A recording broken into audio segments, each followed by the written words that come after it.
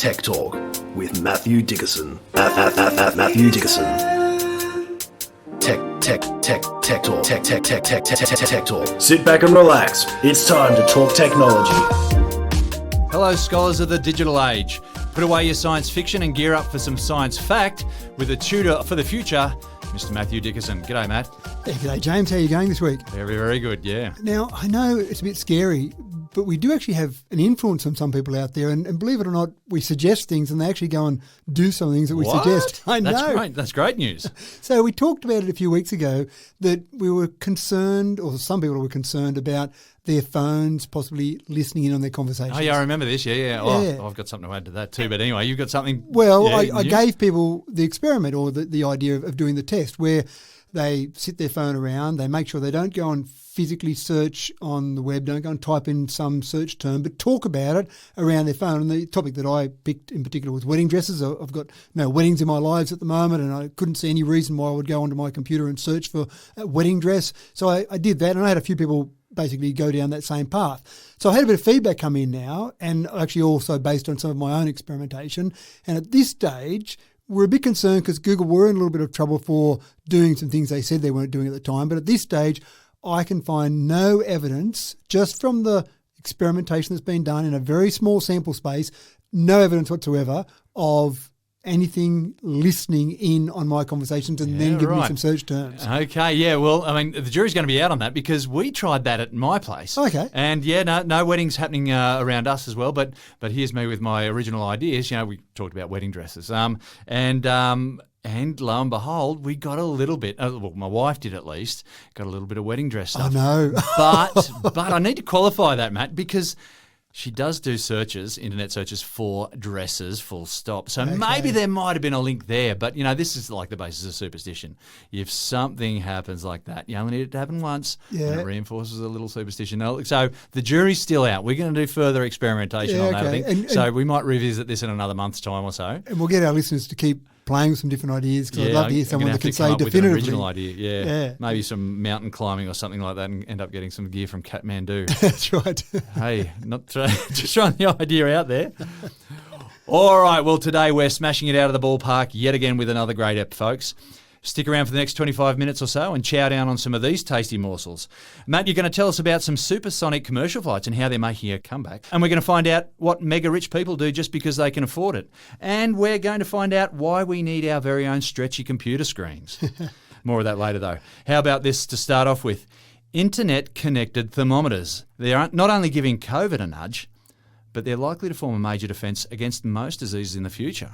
It's a great idea, and I think it's one of those things that if you say anything's smart or connected to the internet or even Bluetooth, in fact, one of my favourite shows is Big Bang Theory, and there's a great episode there where they talk about everything is better with Bluetooth. So you go and take some thermometers and go, well, how can we improve on this wonderful thermometer?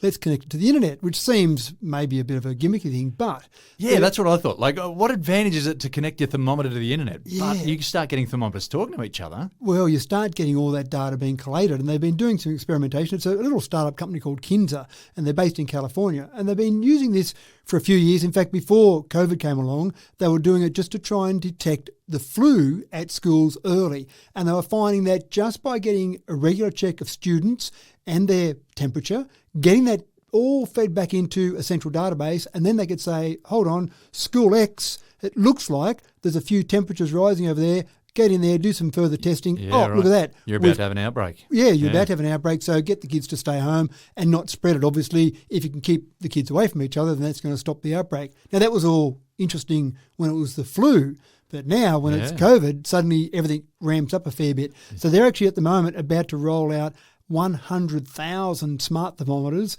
throughout New York, throughout the schools of New York. Okay. And again, they'll do the same thing there. And in some of the early testing that they did back last year when COVID was at its peak, if you like, they were finding that they were seeing spikes in temperature about 18 days before the state or the health authorities were seeing spikes in outbreaks or, in fact, deaths sometimes from COVID-19. So they were getting that early detection. Again, what can you do with that? Keep people apart. You see an area that's starting to go up in temperature, keep those people apart and try and stop the spread of that disease. So great idea. Yeah. But again, it seems such a simple thing, and so many ideas are like that. You see a simple thing, take temperature, great, we can see something happening there. But if you start to get it en masse, you can start to do something with all that data. Yeah, well, it's a fantastic idea. Though, tell me, Matt, what are the chances that I might accidentally or inadvertently be microchipped against my will with these thermometers, or maybe are they perhaps just another weapon of the deep state?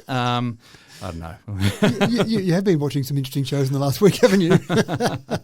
I wonder if they can weaponise those. No, look, I think they're a fantastic idea and a step forward, and anything that's going to help us to fight diseases in the future, because that's going to be the big reckoner. Anyway, let's move on.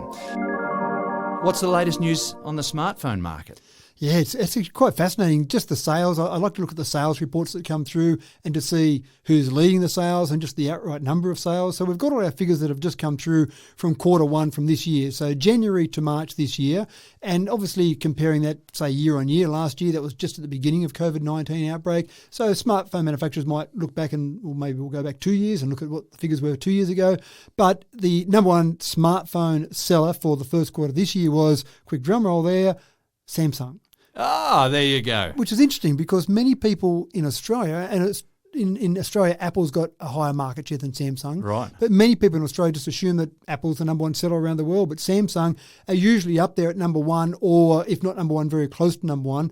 But Apple very rarely for the last, say, 5 or 6 years has been anywhere near number one because the Android market seems to be bigger. And again, I think it's that variety. So Samsung basically had about 20% market share for the first quarter. In number two was Apple, so they had 15.5% market share. And then, not really that surprising, numbers 3, 4 and 5 were all Chinese manufacturers. Yeah, when you've got okay. 1.3 billion people, you probably don't need that big a market share in China to suddenly have a fairly big impact across the world. So Xiaomi, Oppo and Vivo rounded out 3, 4 and 5.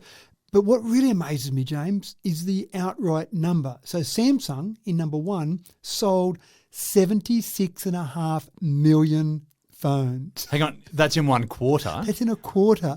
That's just one manufacturer. 76.5 million chocolate bullets is a lot of chocolate bullets, and they don't take much to make. But these phones, there's some energy going into making those. Just think about, and I sit back and just go, the manufacturing process to manufacture one smartphone, they're a fairly intricate piece of equipment. Then you start to expand that out and say, how do you ramp that up so you can produce them on quantity? And then 76.5 million quantity just becomes mind-blowing. Wow. Yeah.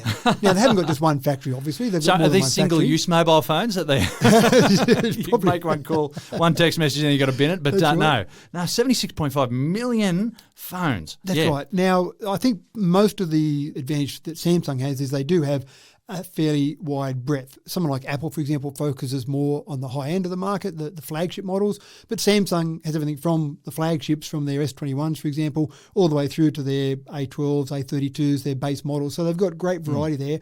But one thing that really has been driving sales has been 5G, and a bit worried now that you're worried about the thermometer injecting something into you. We're back to 5G now. Back to 5G, yeah. But okay, with conspiracy theorists, get your gear on. with 5G now, we're getting many models that are coming out with 5G, and obviously more towers around the world are being built with 5G. So when you've got someone like Samsung that's got a range of 5G models, that obviously makes it better for them to sell new models. And it sometimes is a driver for someone to go and buy that new smartphone. But when you look at the comparison, this is also quite impressive from the manufacturer's point of view. The quarter-on-quarter comparison, say from this quarter to the last quarter at the end of 2020, was a 26% increase. And you might think, well, yeah, maybe it was down a bit. Maybe COVID had a bit of an impact. But when you compare this quarter to the same quarter last year, so again, probably not really being impacted by COVID, it was just the beginning of COVID, they had a 22% increase from the first quarter this year to the first quarter last year. 22%. Gangbusters. Yeah, that's right. And that's overall smartphone sales, not just Samsung. All smartphone sales had an increase of about 22%. So technically, absolutely everyone, including newborn babies, has got a new phone in their pocket. Is that right? Well, in Australia, we know there are more mobile phone subscribers, so more mobile phone numbers in use than there are people.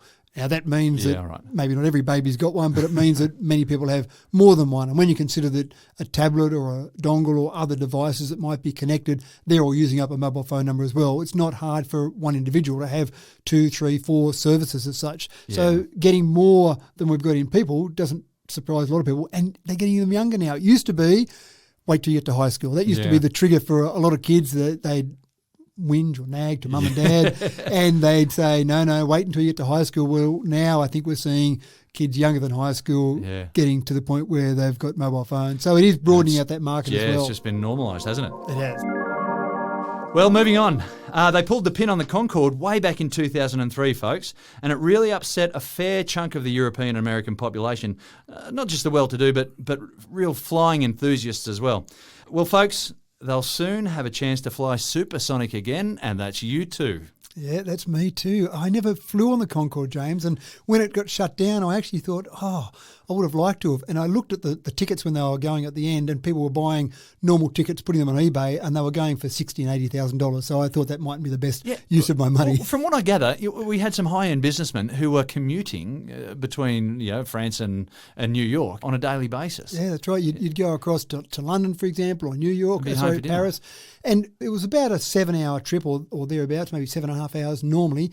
And the Concorde took it down to about 3.5 hours. So, you could get up and maybe take an early flight, get across there, do your normal day's work and be back home for dinner. It certainly did change things dramatically. And it seemed like the logical way to go. We seem to be trying to get faster and stronger with everything that we do.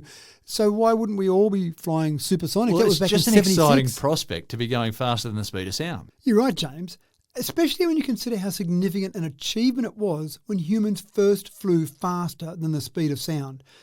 I remember a quote from Jack Ridley, the chief of the US Air Force's Flight Test Engineering Laboratory. He said, "There was a demon that lived in the air. They said whoever challenged him would die. His controls would freeze up, his plane would buffet wildly, and he would disintegrate.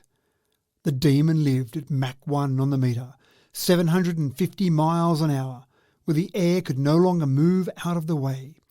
He lived behind a barrier through which they said no man would ever pass. They called it the sound barrier."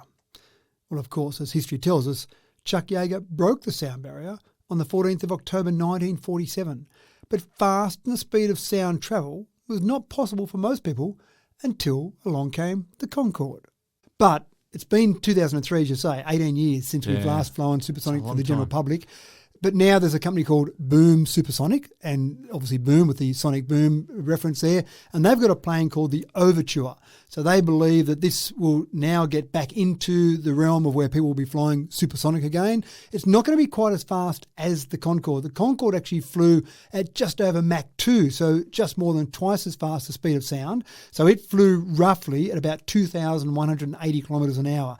The Overture, as it's called, will be flying a little bit slower than that, only Mach 1.7, about 1,805 kilometres an hour. Still not too bad, though. Well, it's hardly a disappointment. No, that's right. I think that'll be okay.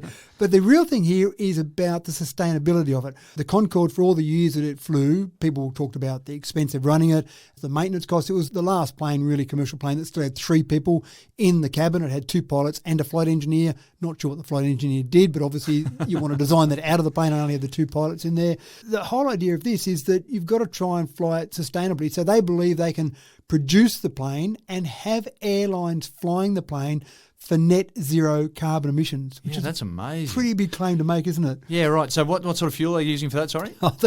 They're talking about sustainable aviation fuel, or some people call it a posh biodiesel. And basically you take everything from maybe a bit of animal fat, you get things from the farming industry, you get high energy crops, put all that together, and that produces some sort of fuel that's going to be as good as jet fuel, apparently. And I can't imagine that you'd want a substandard fuel when you want to get to Mach 1.7. So not only is there the excitement that you could fly faster than the speed of sound, but also that you could do it sustainably, which I think is quite exciting. And I think by the time this is real, we're talking about 2029, so 8 years away, as much as the world is starting to focus on the climate and the environment now, I think by 2029, it would be absolutely essential. You wouldn't want to get on a plane that didn't have some sort of net zero carbon emission statement associated with it. So it's the right path to go down. But I am still excited about that whole idea of going faster than the speed of sound. But I do think that there's some other limitations to where you can actually catch these planes. They've got certain limitations about flying over land. You're not allowed to be breaking the sound barrier over people's houses and stuff like that because it's just so loud and alarming. Apparently they only do that when they're over the ocean. Is that right? Yeah, it's a bit disappointing, isn't it? Surely a little bit of a sonic boom every now and again. in a flight path, but you're and right. then because it uses so much fuel, they can only go so far, I guess, at this stage. So, you're only looking for a short distance over the Atlantic Ocean rather than the Pacific Ocean. So there's some limitations. The Concorde didn't fly, for example, Sydney to LA, that long flight, which would normally take 13 hours in a normal plane, but they are talking with the Overture.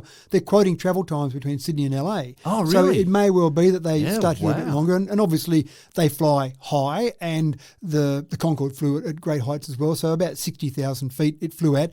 And that's obviously to try and get that wind resistance down low. You'd tell me the exact formula, but you double your speed, you quadruple your air resistance. So you start going from a normal airliner at, say, 0.9, 0.92 Mach, jump up to 1.7 Mach. Yeah, you've basically doubled your speed. Yeah. And if you only flew at that, say, 36,000 feet that a normal airliner might fly at, then you've got that air resistance. Get to 60,000 feet, less air around, obviously. So you're thinning that air out, you've got less air resistance. You've got to get up to that height, though, as well, which chews up a bit of energy. So it's a pretty complicated equation overall.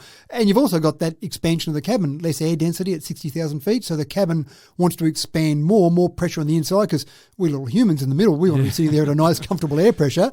And then the temperature outside, it's about negative 57 degrees Celsius. So it's a bit chilly outside. So you've got to make sure the plane works at those sort of temperatures. Yeah, the physics behind it is mind-boggling. And Well, I'm looking forward to seeing this boom get together. Yeah, no, I think it'll be very exciting. A couple of weeks ago, you told us about the roll-up flat-screen tellies.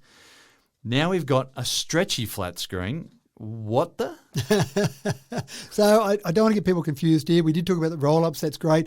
And this stretchable OLED that Samsung's come out with doesn't mean you can go into the store and buy a 40-inch screen, get home and put it on your wall and then stretch it out. Spread it out over the whole wall. What they've done is they've basically taken an LED screen, not a normal TV screen, a very basic LED screen, and then they've put some elastomers between the actual LED components so that this can stretch out. The main thing they're working on here is the wearables market. It's a huge exploding market with wearables. People are wearing their watches, their Fitbits, all those type of things. Particularly with athletes and things, yeah? Athletes, that's right. And people with an ongoing illness that they want to monitor. Oh, yeah. Having any of that monitoring on there with those wearables makes sense. But if you had something that was like a Band-Aid, for example, that you could stick on, make it thinner, obviously you might want to use some of your energy in the body to power it, or it might be a very low power, so a very small battery that it might need.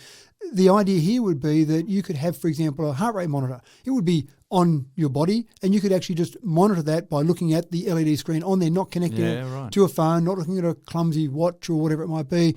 I don't know all the things they can test with it. One of the things I thought would be great would be the ongoing testing of blood pressure. I'm just not sure how they'd get to the point of checking blood pressure. I mean, heart rate's fairly easy to check now. Yeah, but blood pressure is next level, Yeah, I don't know how they do that, but we're at the point now we're doing ECGs with our watches.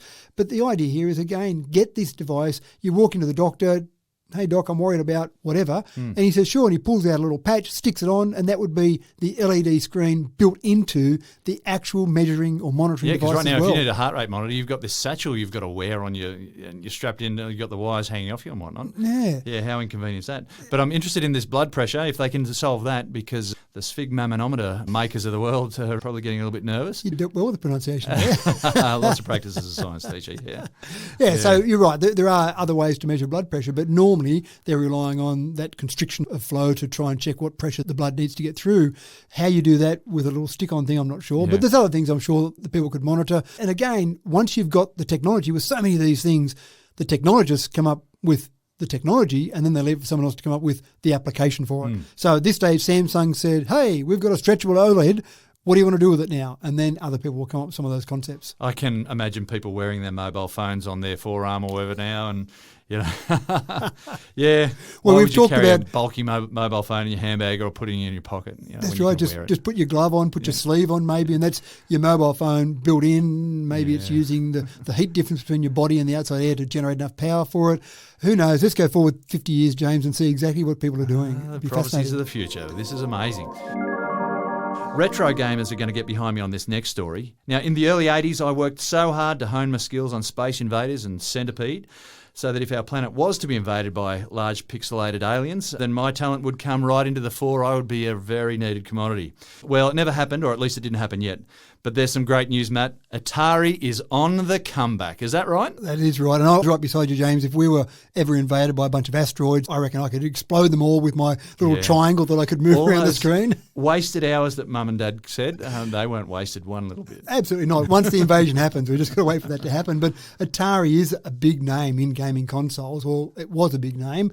25 years since they've released a gaming console. Yeah, 25 years. And I think it's fair to say gaming consoles... I'm old. You're obviously playing when you're 2 or 3, James. But obviously with Atari, it's a name well known. But gaming consoles have changed now, and it's obviously the whole market is really at the forefront. We've got PlayStation 5, Microsoft Xbox Series X. They're the big two. And it's all about the games that have been built for those particular platforms. And so Atari came along and said, we're going to release a new gaming console, but they're so far behind now with the games, because it's no good if you've got a great console. You can have the best console in the world. If there's no games to play on it, if there's not the equivalent of the Space Invaders or asteroids... Yeah, if you're going to send out Space Invaders again, we've done that. Maybe with some better graphics, maybe, but yeah, no, maybe the gameplay's become a little bit more advanced now. Yeah. So what they've done with this particular Atari is they've said, essentially, it's a computer. So it's called a gaming console, but in essence, there's so many games now you can play that are online games. There's so many sites that are set up specifically for online gameplay. This is, when I say it's just a computer, but it's a computer that's built specifically for gameplay. Expensive for a console or cheap for a PC. It's about $850 in Australian dollars. Right, okay. So that's a bit dear, about $100 dearer than, say, the PlayStation or Xbox. But for a gaming computer, you can easily pay $4 or $5 grand for a gaming computer. Sure. So they've kind of taken a bit of a halfway bet there. We'll make it so that it's appealing to everyone. It's just like a PC that you plug into your TV and play in that particular way. And that means lots of games can be played on it, but they won't have that market advantage by saying only on this Atari console, the same way that PlayStation and Xbox often have exclusive games to their platform. That's really the driver. If you talk to anyone that buys the Xbox or the PlayStation, you'll say, why did you buy that one? I reckon about 90% of the time they'll say, I play game X, game Y. I wanted this particular gaming console. That's right. Yeah. So it's good to see the Atari name come back. It's always interesting to see some of those old names that we know and love. Was what it is. And I think that's what it'll do. I think it'll get some nostalgia sales, absolutely, from people like you and I who go, hey, I know that name. I recognise it. So in the 45 plus market, they're going to hit the jackpot, you reckon? Yeah, that's right. And then let's see how they go with having a gaming PC effectively that can play whatever they want to play, with that versatility of that without having that market domination of just one particular program. Anyway, see how it goes. Watch this space, folks. Every second person in the world has a childlike fantasy of what it'd be like to be able to spend exorbitant amounts of cash. If you had it, that disposable cash. Well, Jeff Bezos, on the other hand, actually has the cash and can do whatever he wants. What's he about to throw his cash at now? Well, I think he's actually struggling, James, for something to do in retirement. It won't be long and he'll be retiring. He's all nervous. Yeah, and saying, oh no, what do I do if I don't get to generate billions of dollars every day in my job as Amazon CEO? What could I possibly do? He's already gone and bought himself 20 fancy two-seater sports cars. That's right, and he's got a yacht that seems reasonably okay. He's got a little helicopter sitting on top of it, that type of thing. Yeah. So you struggle. Is it golf? Is it playing a bit of bridge? Jigsaw puzzles or going into space? I mean, there's some tough choices there. Yeah, why not? and then, that's a natural progression. Well, it is. And then you've got the problem that, hold on, there's no company that takes people into space commercially. Sure, you've got space authorities like NASA, but you've got to go and train and be that's a lot of hard work. Yeah, an athlete and all that. What if you've just got money to spend? Well, why not start your own company, which is what Jeff has done. He started up his own company to get people into space with space tourism. It hasn't actually started happening yet for people to go up in space, but he said, look, I want to do it, so can you hurry up a bit because I'm going to do it next month. And so, sure enough, he's going to take his brother along and they're going to go up into space just because why not? Get into space. Yeah, take my hat off to him. I mean, if you've got it and the ticket's there, and if you've got the money to have your own space company, I guess, it's his space company, yeah? It is, yeah. It's the one that he started with his spare $186 billion he's got. He had to try and work out something to do with it.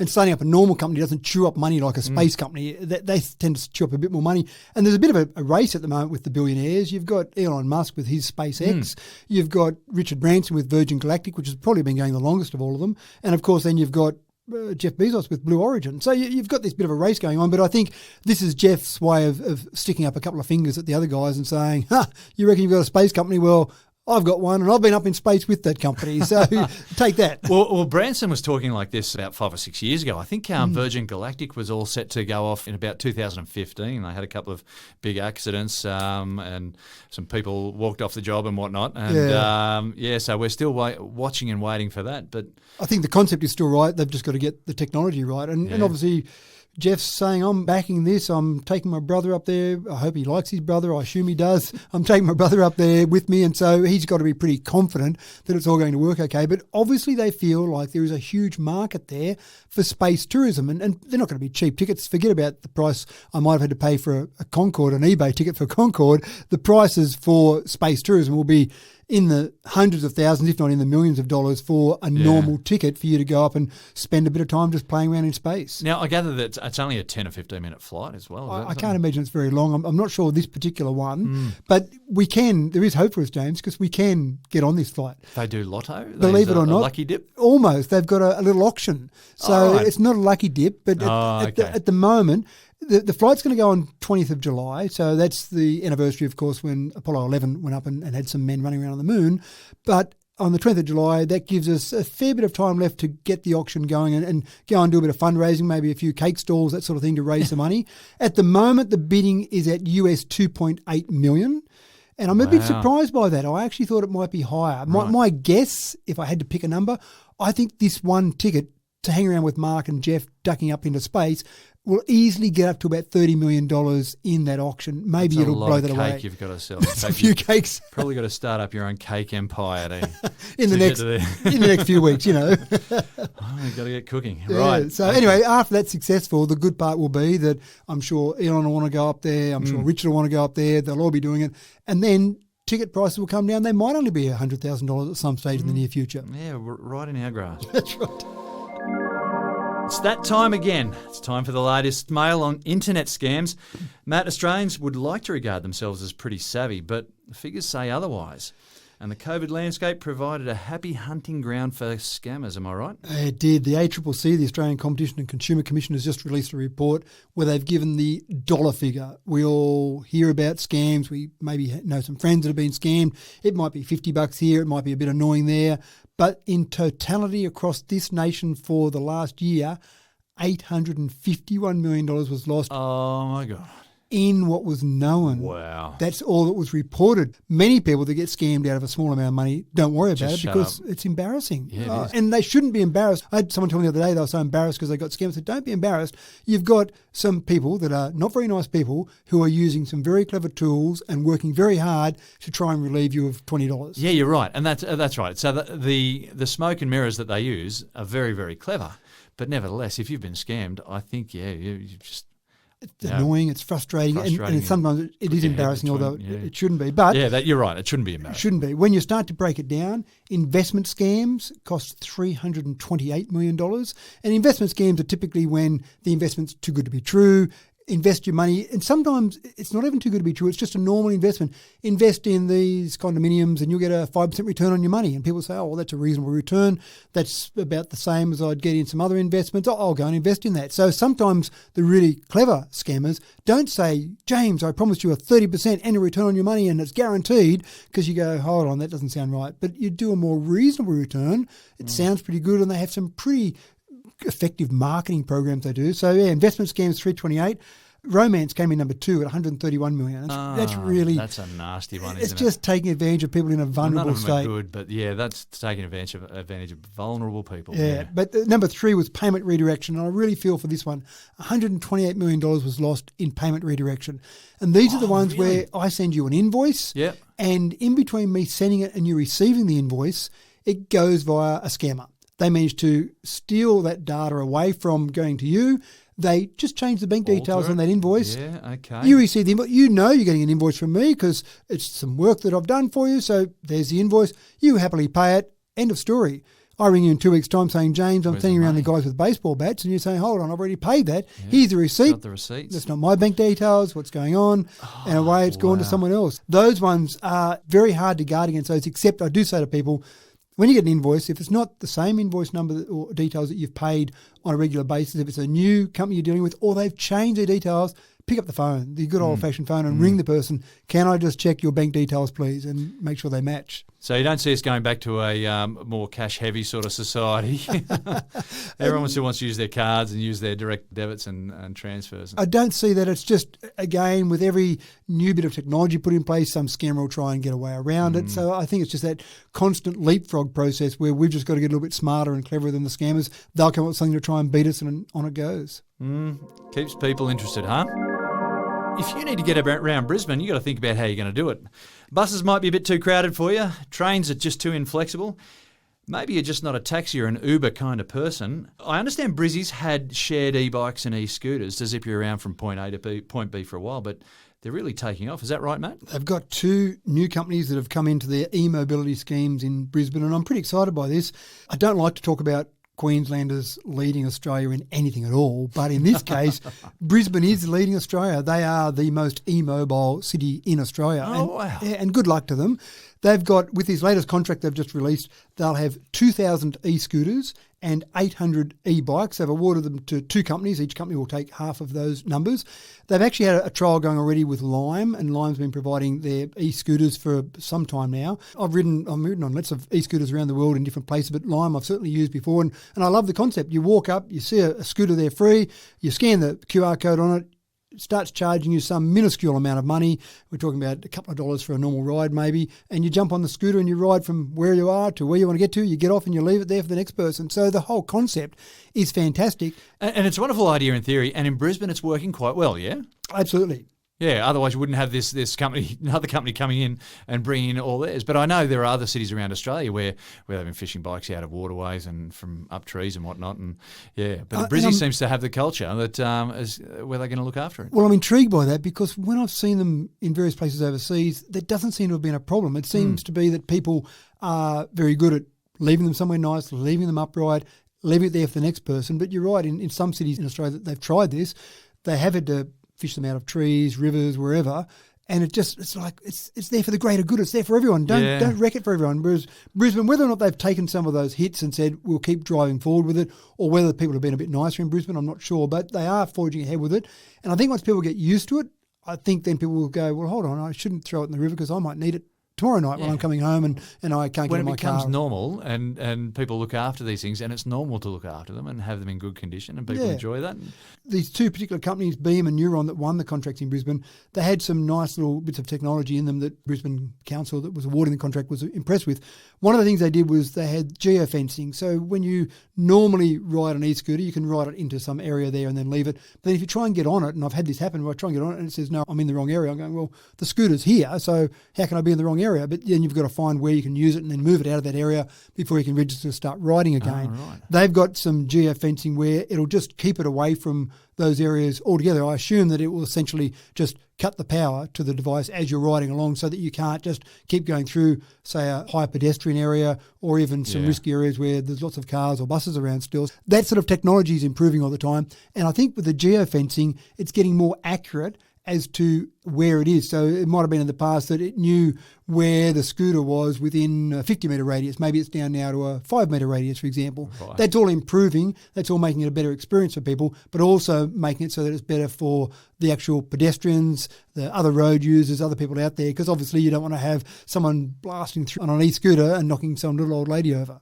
Yeah. Well, that's another really interesting thing. And I wonder if it'll sort of take off in rural areas, the larger rural centres. I look forward to seeing a little bit more on that too. Yeah, I'd love to see it. I'd love to see it in rural areas. Zoom meetings, they're the true gift from the COVID era. Like them or not, they're now a thing. And Zoom have taken the hint and developed a spoonful of sugar to help this medicine go down. Now, how are the good people of Zoom helping us through the online meeting fatigue there, Matt? Well, one of the things with the Zoom meeting, obviously, is you sit around and you have your Zoom meeting and then afterwards you go back and keep doing whatever you were doing. But at some point during that, there's probably some action points, some things that you should do from that meeting. And then I'm sure I was meant to do something from that meeting. What was it again?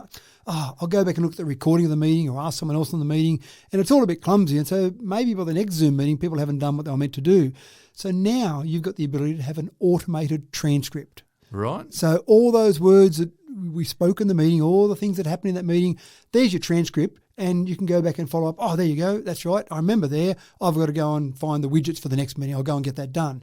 But more importantly than that, I like the idea of saying, well, you know what? I probably don't need to do much input in this meeting. It just needs to be a listening meeting for me.